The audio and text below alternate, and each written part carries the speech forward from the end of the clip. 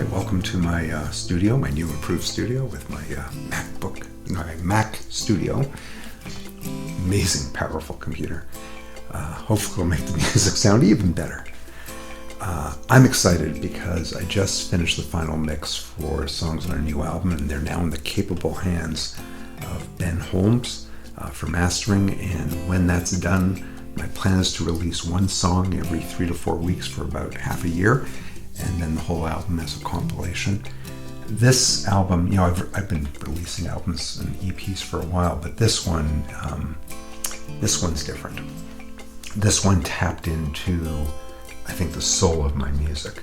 So after I worked with Nate Kelms on Something to Find, I started to realize there was a sound I was going after, and I became very clear that my influences were primarily two people, Leonard Cohen and Neil Young.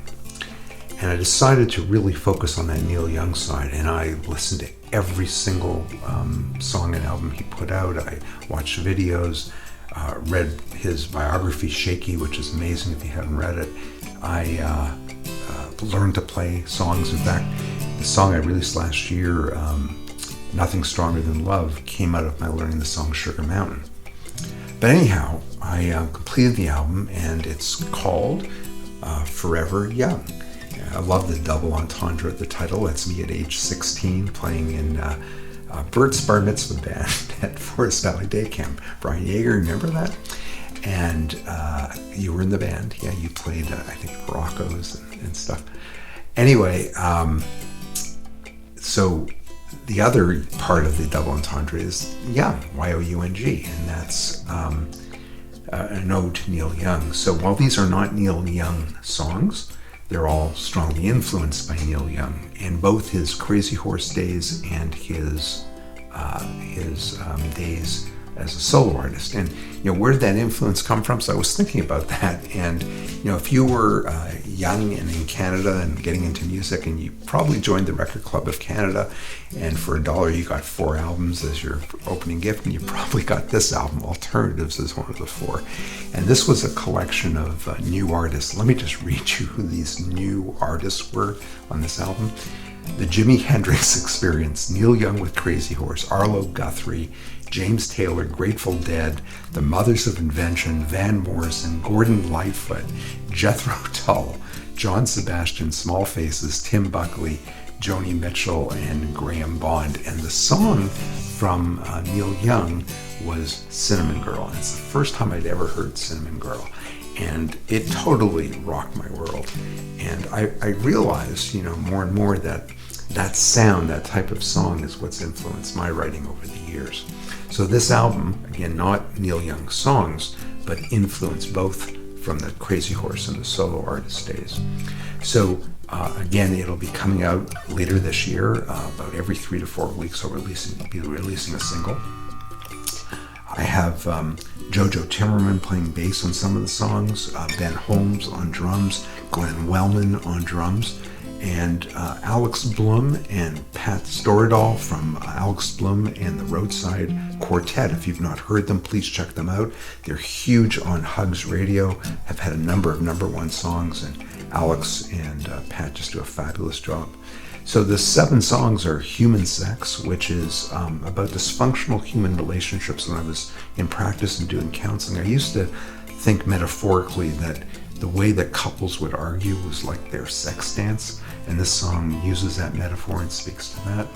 The second song, Electric Guitar, is highly autobiographical, and it poses the question, what if I learned to play electric guitar when I was younger? So I started playing acoustic guitar when I was 12, and I bought my first electric when I was 60.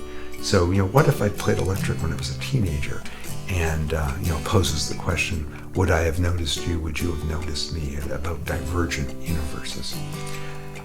The third song is Snowflakes in Despair. It was the first song written for the album. It's very much a Crazy Horse grunge style song, tells a story. It's got that sort of dark tone to it that Neil Young's Crazy Horse songs have.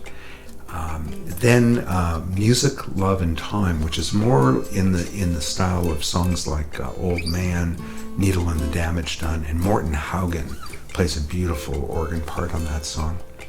And that's followed by Any Time Is Good, which features Alex Blum, who shares vocals, and her voice is just gorgeous on this song. And Patrick, who plays some background ambient music on it.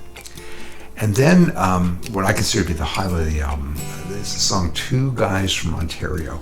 And it's based on the book Shaky and my reading of it. And my realization that although it probably wasn't at the same time, but Neil Young's father was Scott Young, who was a sports reporter for the Toronto Globe and Mail.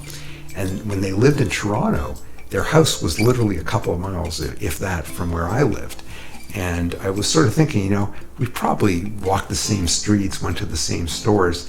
And this song talks about the idea of both Neil Young and I being both from Ontario. And it's got that long, drawn-out, grungy guitar solo that he features in so many of his songs. And then finally, it closes with an acoustic version of Human Sex, which is the same song but done totally differently. Similar to what I did recently on my San Isidro 23 LP, where I redid all the songs from San Isidro, but again, different variations and much more acoustically oriented. So Forever Young, it'll be on all the streaming music services, and again, look for a release maybe every 3 to 4 weeks, starting, later this summer or early fall, and a little explanation of each song. I'm really excited about it. This will be one of my Desert Island discs, along with Who's Next and Quadrophenia and Abbey Road. I'm taking it with me. This one's good. So thanks for joining me in the studio this morning, and I hope you're as excited about listening to these songs as I was in writing them and producing them. This is good stuff. I like this one. All right. Have a great weekend and week.